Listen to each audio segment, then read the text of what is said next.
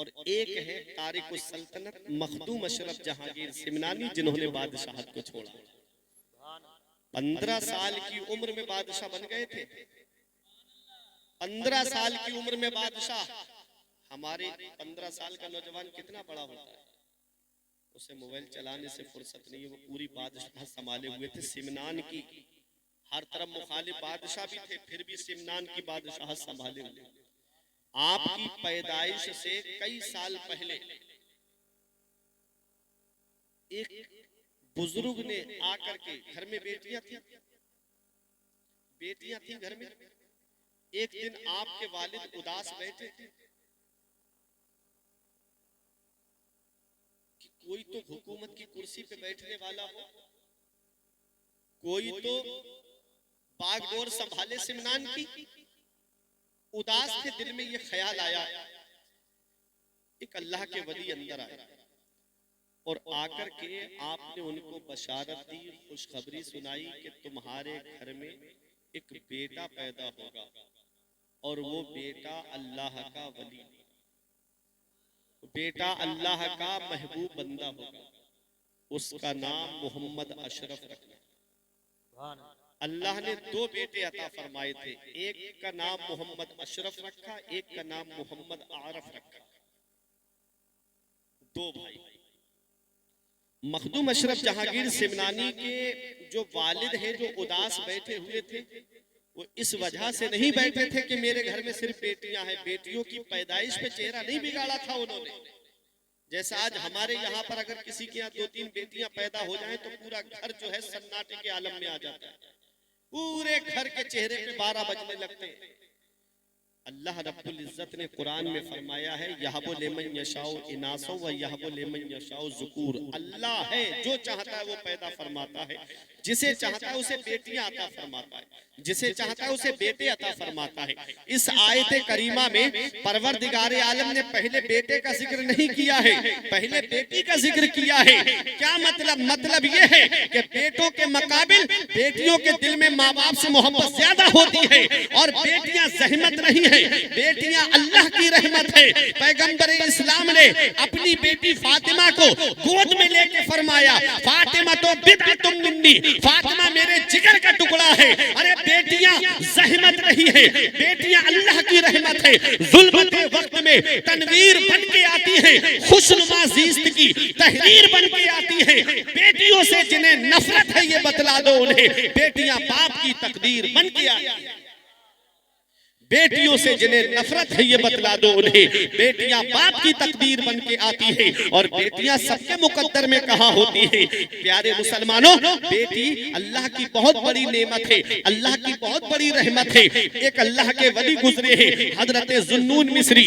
आपके लिए 10 साल तक आसमान से दस्तरखान उतरता रहा, उम्दा लजीज खाने आप खाते रहे। एक दिन दिल में ये ख्याल आया, ये खाना मुझको मेरी वजह से मिलता है। 10 साल के बाद जब उनकी बेटी का इंतकाल होता है, तब उसके जनाजे पर अल्लाह के वली आंसू बहा के कह रहे थे, जब बेटी का इंतकाल हुआ तो खाना आना बंद हो गया, दस्तरखान उतरना बंद हो गया। अल्लाह के वली ने कहा, ये खाना मुझे मेरे नसीब से नहीं मिलता था, मेरी बेटी के नसीब से मिलता था। ऐ मेरे प्यारे मुसलमानों, बेटियां ज़हमत नहीं है, बेटियां अल्लाह की रहमत है, बेटियां अल्लाह की रहमत है। बहुत दिलकश है हर मंजर मगर अच्छा नहीं लगता, तुम्हारे बिन न जाने क्यों सफर अच्छा नहीं लगता। जमाने भर की सारी नेमतें मौजूद हो, लेकिन अगर बेटी ना हो घर में तो घर अच्छा नहीं लगता। नारे तकबीर, नारे रिसालत, मसलके आला हजरत, फैज़ाने आला हजरत मुफ्ती फुरकान मंजरी बरेली शरीफ, कनीज़े फातिमा, सैयदा फातिमा। सुभान। बेटियां ज़हमत नहीं है, बेटियां अल्लाह की रहमत है। आपके वालिद इसलिए उदास बैठे थे कि मेरे बाद बादशाहत को कौन संभाले। अल्लाह के वली ने आकर के बशारत दे दी, खुशखबरी दे दी। और आपकी विलादत से कुछ महीना पहले पूरे शहर को, पहले शहर के बाहर से एक दीवार खींच दी जाती थी और एक मेन दरवाजा होता था, पूरा शहर अंदर बंद हो जाता था। तो जो नौकर था सिपाही, उसने क्या देखा कि एक फकीर दीवार के बराबर बराबर चलता जा रहा है और कह रहा है, होशियार बा मुलाहिजा बा अदब होशियार, मखदूम जहां तशरीफ लाने वाले हैं, मखदूम जहां तशरीफ लाने वाले हैं। बाहर से अंदर आ गया। उन सिपाही देख रहा है कि कोई दरवाजा नहीं, कुछ नहीं, अंदर कैसे आ गया? अंदर से फिर बाहर, कभी अंदर कभी बाहर। हैरत में पड़ गया सिपाही। ये कहा थोड़ी देर के बाद में वो आए, मखदूम जहां तशरीफ लाने वाले हैं। मखदूम पाक की विलादत होती है। मखदूम पाक, वालिद ने नाम मोहम्मद अशरफ रखा। आपने 7 साल की उम्र में किराते सबा के साथ में कुरान करीम हिफ्ज कर लिया था। जो किरत के जो 7 तरीके हैं, 7 तरीकों के एतबार से कुरान करीम को आपने हिफ्ज कर लिया था। सुभान अल्लाह। और आज जिनके उर्स में आए हो वो भी हाफिज हैं और मखदूम पाक भी हाफिज हैं। उसी सिलसिले से इनको निस्बत भी हासिल है। मखदूम अशरफ जहांगीर सिमनानी की उम्र जब 15 साल की हुई, वालिद का इंतकाल हुआ, आपको हुकूमत की कुर्सी पे बिठा दिया। आपने 25 साल की उम्र जब आपकी होती है, तब आप एक दिन, रमजान शरीफ का महीना था, 27वीं शब थी, खिज़र अलैहिस्सलाम ने आकर के कहा कि आप अपने रब को पाना चाहते हो तो हुकूमत छोड़ दो। मखदूम अशरफ जहांगीर सिमनानी वालिदा के पास आए, अम्मी इजाजत दे दो, अब तुम्हारा बेटा राह खुदा में जाना चाहता है, इजाजत दे दो। माँ भी कैसी मर्तबे वाली थी, माँ भी कैसी अजमत वाली थी। माँ ने कहा, बेटा तुम जाना चाहते हो तो एक तमन्ना मेरी भी है। कहा, बताओ मेरी माँ क्या तमन्ना है? माँ ने कहा, बेटा पूरी शाहाना शान के साथ आप जाओगे शहर से बाहर, पूरे लश्कर के साथ जाओगे, पूरा लश्कर तुम्हें शहर के बाहर तक छोड़ने जाएगा ताकि लोगों को पता चले कि मेरा बेटा किसी अहम मामले में गया है। ठीक है मेरी अम्मी, जैसी आपकी मर्जी। पूरी शाहाना शान के साथ अपने भाई मोहम्मद आरफ को हुकूमत की कुर्सी पे बिठाया और खुद चले गए आप शहर के बाहर तक। लोग आपको छोड़ने के लिए आए। फिर उसके बाद में आपके 2 खादिम आपके साथ चलते रहे, उन्होंने आपका साथ नहीं छोड़ा। जब साथ नहीं छोड़ा तो आपने सोचा कि किस तरीके से मैं इनका साथ छोड़ूं। एक दिन वो सो गए तो आप उनको सोता हुआ छोड़ करके चले गए। तन्हा निकले थे मखदूम अशरफ जहांगीर सिमनानी। आज आदमी सोचता है कि अगर कोई प्रधान बन जाए ना तो सोचता है कि ये कुर्सी मेरे पास से जाए, मैं ही अब बना रहूं, सब कुछ मैं ही बना रहूं। वो मखदूम अशरफ जहांगीर सिमनानी है, सिमनान की बादशाहत छोड़ दी, हुकूमत की कुर्सी पे लात मार दी जिन्होंने। आ गए राह खुदा में, अल्लाह अल्लाह करते हुए। अपना घर सबको प्यारा होता है, अपना वतन सबको प्यारा होता है, अपना मुल्क सबको अजीज होता है। मखदूम अशरफ जहांगीर सिमनानी ने अपना घर छोड़ दिया, अपनी सल्तनत को छोड़ दिया, हुकूमत की कुर्सी को छोड़ दिया। अल्लाह अल्लाह करते हुए आए। ऐ लोगों, मखदूम अशरफ जहांगीर सिमनानी ने जब खुद को अल्लाह अल्लाह में लगाया है, जब सिमनान के बादशाह थे तो सिर्फ सिमनान और कुर्बो जवार के लोग जानते थे। आज हुकूमत की कुर्सी को छोड़ा है, अल्लाह अल्लाह में अपने आप को लगाया है। आज दुनिया का कोई कोना ऐसा नहीं है जहां मखदूम अशरफ जहांगीर सिमनानी को याद किया नहीं। दुनिया उनको याद कर रही है। बादशाह होते वहीं तक महदूद होके रह जाते। जब बादशाहत को छोड़ा, हुकूमत की कुर्सी को छोड़ा, अल्लाह को राजी किया, रसूल को राजी किया, अल्लाह ने उनका नाम मिटने नहीं दिया, तमाम लोगों के दिलों में मखदूम पाक का नाम डाल दिया। न दौलत से, न दुनिया से, न घर आबाद करने से तसल्ली दिल को मिलती है, खुदा को याद करने से। कौन मखदूम पाक है? चले आ रहे हैं आप बिहार के रास्ते से, पहले दिल्ली आए, फिरोज शाह तुगलक का दौर था, उसके हाथी पागल हो गए थे। एक हाथी पागल हो गया, जिस रास्ते से जाए दुकान पड़े तो दुकान को उखाड़ के फेंक दे, जो सामने आए उसे हटाता चला जाए। चले आ रहे हैं मखदूम अशरफ जहांगीर सिमनानी, जवानी का आलम है, चेहरा बता रहा है कि आले रसूल है, खुशबू बता रही है कि जन्नत का फूल है। वाह वाह चले आ रहे हैं। लोगों ने देखा ये हाथी कहीं इस नौजवान को कत्ल न कर दे, ये हाथी कहीं अपने पैरों से इस नौजवान को न दबा दे। ऐ लोगों, जैसे ही हाथी मखदूम पाक के करीब आया, जमीन पे अपने पैरों को रखा और अपने सूंड को मखदूम पाक के कदमों में रख दिया और अपने सर को भी मखदूम पाक के कदमों में रख दिया। लोग हैरत से देख रहे हैं कि ये वही हाथी है जो दीवारें तोड़ता हुआ आया, ये वही हाथी है जो दुकानें तोड़ता हुआ आया और इस नौजवान के कदमों में इसने अपना सर रख दिया है। तो मैं तो यही कहूंगा कि हाथी अपनी जुबान में कहता है कि मैं पागल जरूर हूं, लेकिन इतना भी पागल नहीं हूं कि हुसैन की आल को ना पहचान पाऊं। हुसैन की आल को, आले रसूल को, सैयदों को जानवर भी पहचानते हैं। खुशबू बता रही है कि जन्नत का फूल है, चेहरा बता रहा है कि आले रसूल है। बिहार के रास्ते से होते हुए उधर बिहार में कुतुबे बिहार हजरत सैयद शरफुद्दीन याहिया मुनीरी का इंतकाल होने वाला है। आपके मुरीद खलीफा सब सामने हैं। आपने फरमाया सुनो, जब मेरा इंतकाल हो जाए तो कोई मेरी जनाजे की नमाज मत पढ़ाना। कहा हुजूर फिर? कहा कि एक आएगा नौजवान, किरत सबा के साथ हाफिज होगा, तारिक सल्तनत होगा, सैयद सहीहुल नसब होगा। अरे बोलो सुभान अल्लाह। मखदूम पाक का जिक्र सुना रहा हूं मैं। सैयद सहीहुल नसब होगा। अब आपका जनाजा रखा है, इंतजार किया जा रहा है। आ रहे हैं मखदूम पाक।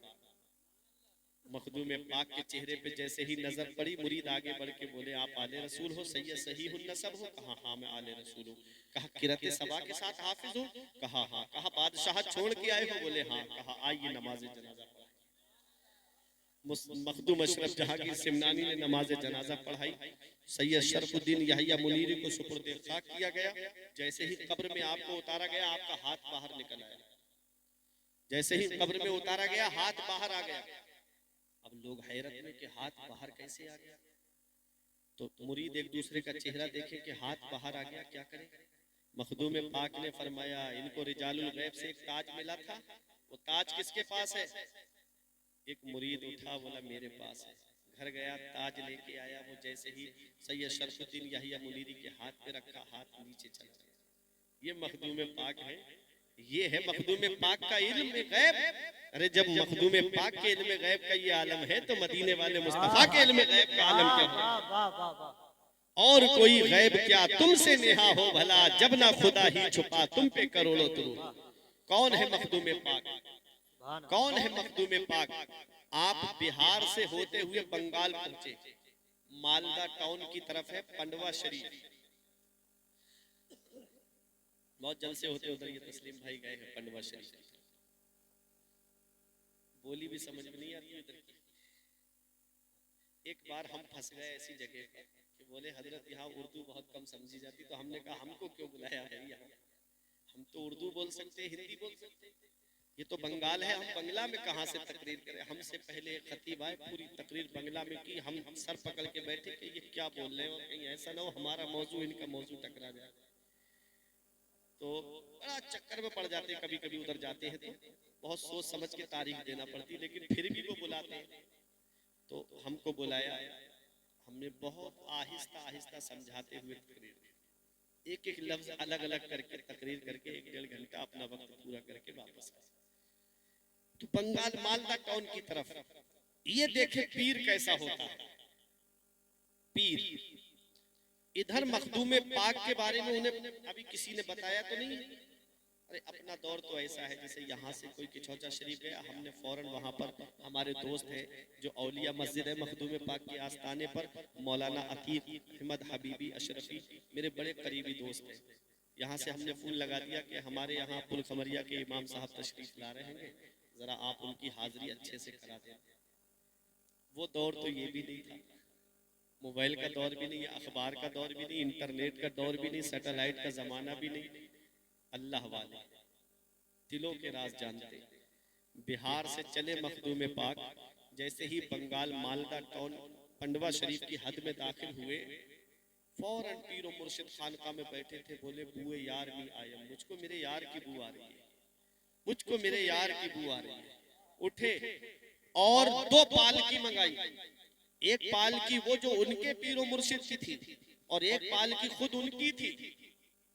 कहा लेके चलो तकरीबन 1 किलोमीटर दूर अपनी खानका से बाहर आकर के मखदूम पाक के इस्तिकबाल के लिए पीरो मुर्शिद पहले से खड़े थे। और जैसे ही मखदूम पाक करीब आए, कहा बड़ी देर लगा दी अशरफ आते आते, कब से मैं तुम्हारा इंतजार कर रहा हूं, कब से इंतजार कर रहा हूं। मखदूम पाक आए और अपने पीरो मुर्शिद की पालकी में मखदूम पाक को बिठाया, सुभान अल्लाह, और लेकर के चले। और जैसे ही खानका में पहुंचे तो आपको एक अलग हुजरा दे दिया गया मुजाहिदे के लिए, इबादत और रियाजत के लिए। आप इसमें अल्लाह की इबादत करें, अल्लाह अल्लाह करते रहे, अल्लाह अल्लाह में लगे रहे।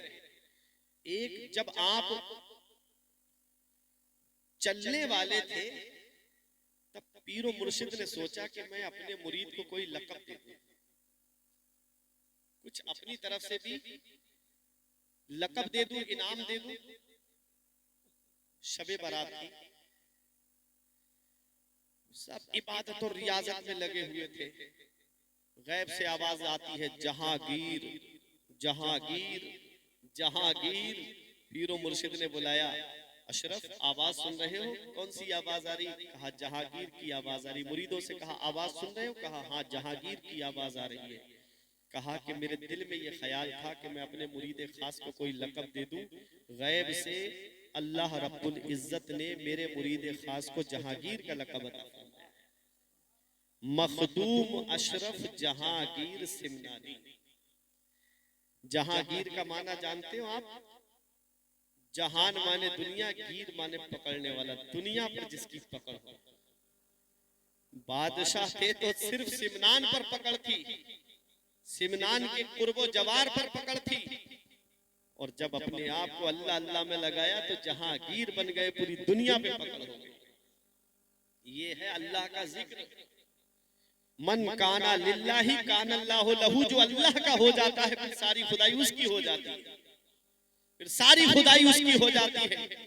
अब मखदूम अशरफ जहांगीर सिमनानी से पीरो मुर्शिद ने कहा कि हज करने के लिए चलो। हज करने गए।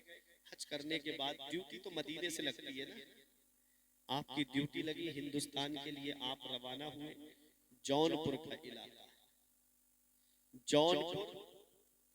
अब सुनो, पूरब का जो इलाका आता था वो बादशाह इब्राहिम शर्की के अंडर आता था, और पश्चिम का इलाका फिरोज शाह तुगलक के अंडर आता था। अब वो बादशाह कह रहा है मेरी सल्तनत में आप रह जाओ, ये बादशाह कह रहा है मेरी सल्तनत में आप रह जाओ। आपने ऐसी जगह को हेड क्वार्टर बनाया कि छौछा शरीफ को, जो उस बादशाह की भी सल्तनत से करीब, फिरोज शाह तुगलक की भी सल्तनत से करीब, किसी का दिल नहीं तोड़ा मखदूम पाक ने। और जिस जगह पर आपने कयाम किया ना, वो एक ऐसी जगह थी वहां जिन्नात का कब्जा था, कोई नहीं जाता था उस जगह पर, किसी की मजाल नहीं चला जाए वहां। मखदूम पाक उसी जगह पर आए। वहां एक जादूगर था, वो जादूगर मखदूम पाक के पास आके बोला चले जाओ अगर तुमको मरना नहीं है तो।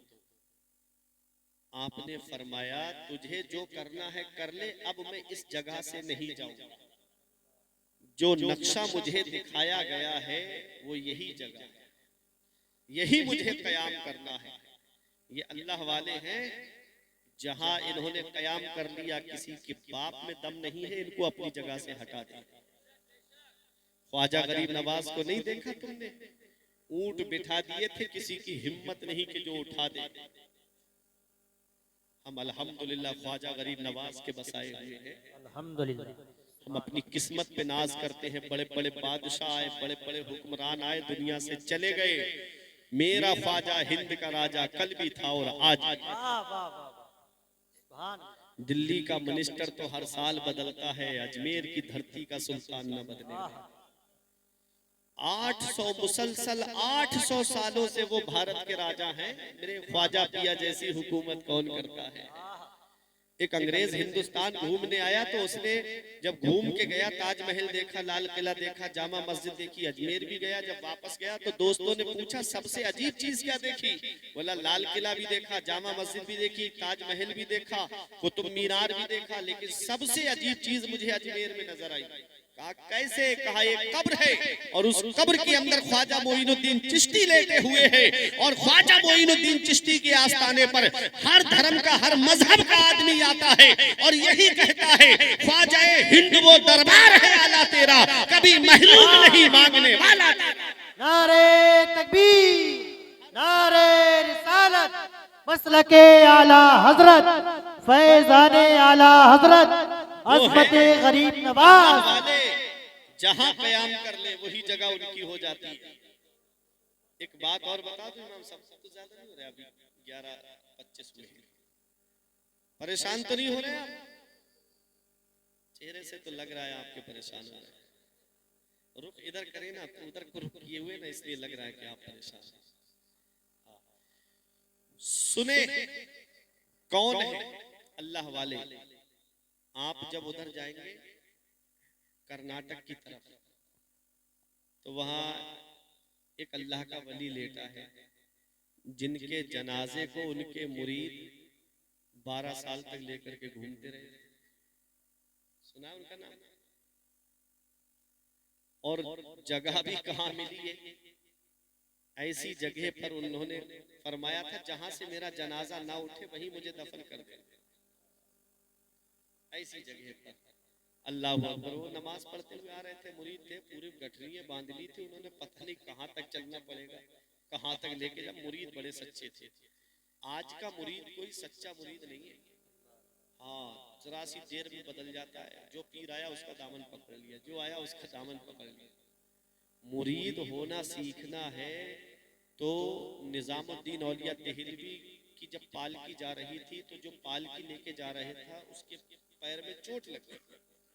जब चोट लगी ना तो वो पालकी उठाने के लायक ही नहीं रहा, तो एक कलंदर आया और उसने पालकी अकेले उठाई कांधे पर और लेकर के मंजिल तक पहुंचाया निजामुद्दीन औलिया देहलवी को। तो जब पहुंचाया तो निजामुद्दीन औलिया देहलवी ने उस पर नजर डाली तो वो मजजूब था, कलंदर था। आपने उसको सालिक बना दिया, आपने उसको सालिक बना दिया। मतलब एक वली वो होता है जो मजजूब होता है, उसको खबर ही नहीं रहती है हम कहाँ हैं, जो मुंह में आया वो बोलता रहता है, बकता रहता है। आप समझोगे कि अरे ये तो पागल है। कलंदर की पहचान बताइए सच्चे कलंदर की, कि उसके सामने शरीयत की बात करोगे खामोश हो जाएगा, और शरीयत की बात सुन के भी बकबक करता रहे तो समझ लेना ये कलंदर नहीं, पहचान है ये उसकी। जैसे ही शरीयत की बात उसके सामने आप करेंगे फौरन खामोश हो जाएगा कलंदर।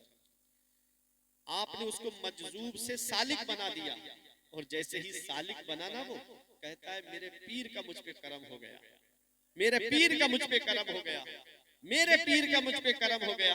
लोगों ने पकड़ा, अरे करम किया है निजामुद्दीन औलिया देहलवी ने और याद कर रहा है अपने पीर को।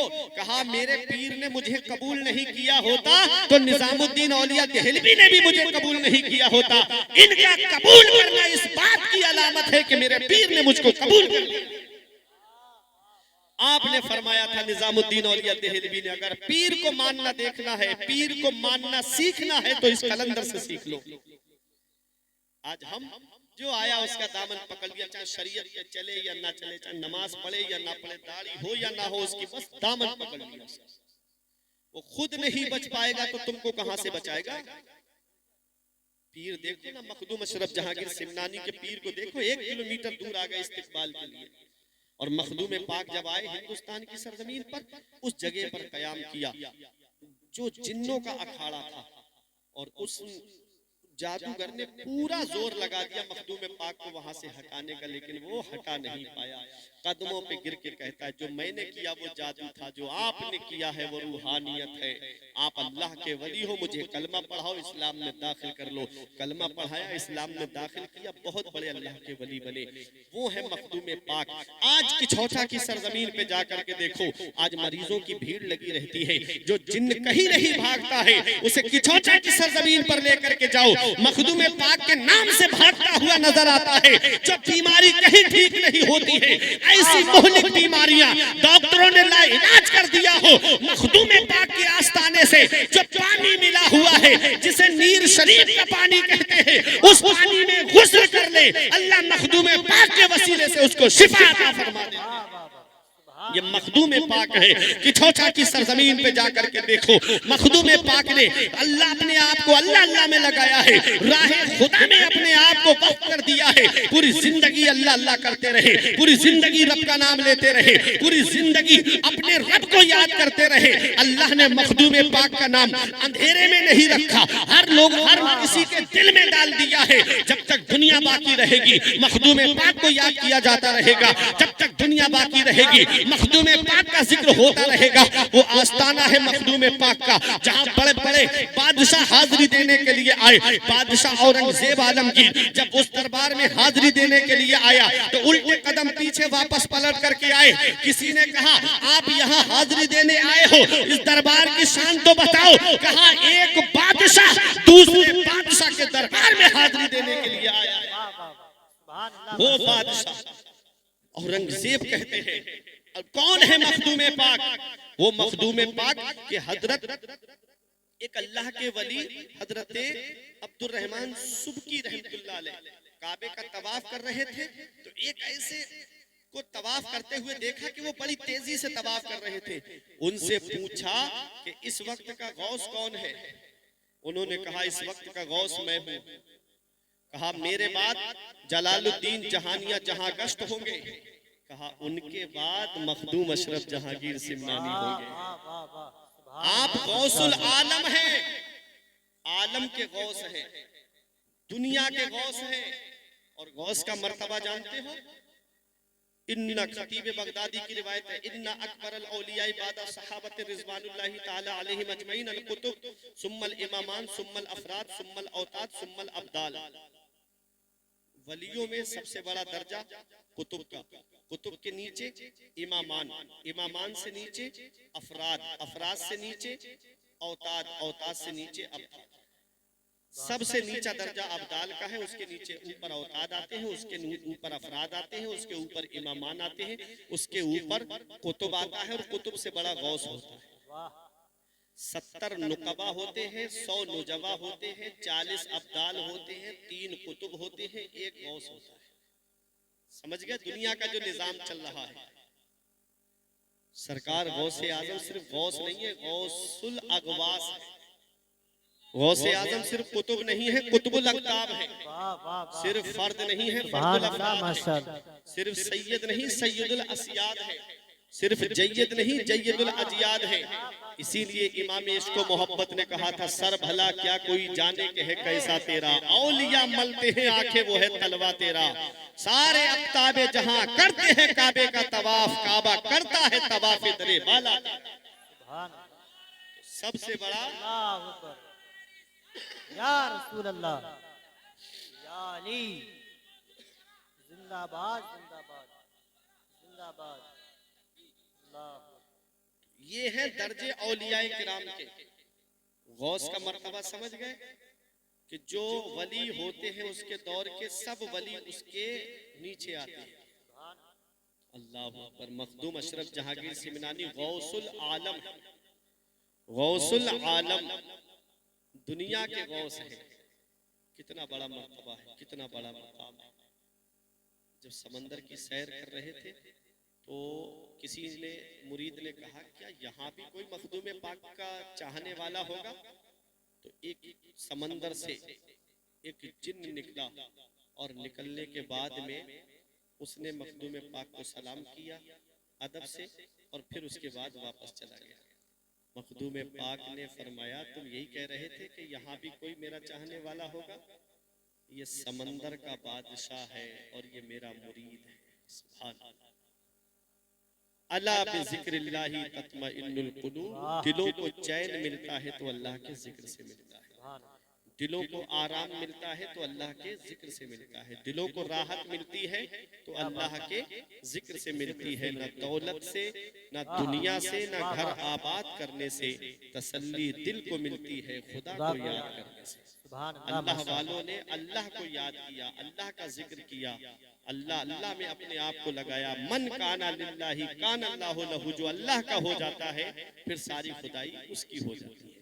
परवरदिगार आलम की जिंदाबाद, बारगाह में बहुत दुआ अच्छा है पैगाम।